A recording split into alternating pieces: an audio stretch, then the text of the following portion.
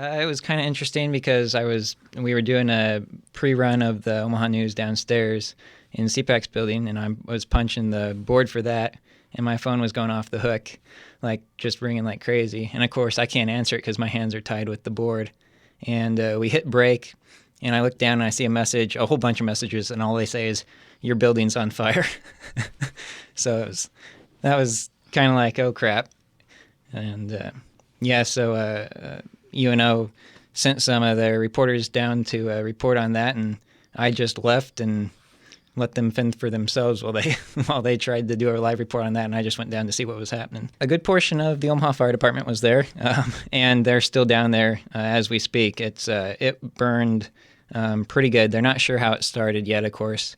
I've heard, these are all preliminary, unofficial things, but I've heard either second floor it started on or third floor. This is building G in Scott Village that we're talking about. And nothing's official yet, but the roof of the building is completely gone, and they're still dumping water on it. I live on third floor, unfortunately.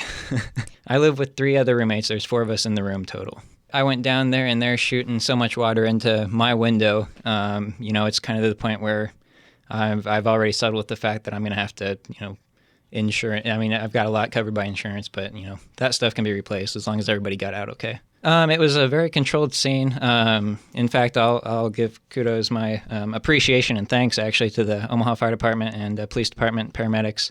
They all did a great job.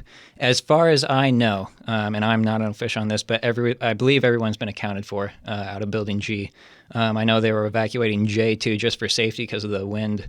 The wind was kind of pushing it, but I believe it's all under control. Everyone got out safe. My plan is to go home for the night. I'm not too far away from here, so go home and figure out what to do tomorrow. I lived in the hall my first 3 years here, and this is my first actual year in the village. So not a great not a great start to living in the village.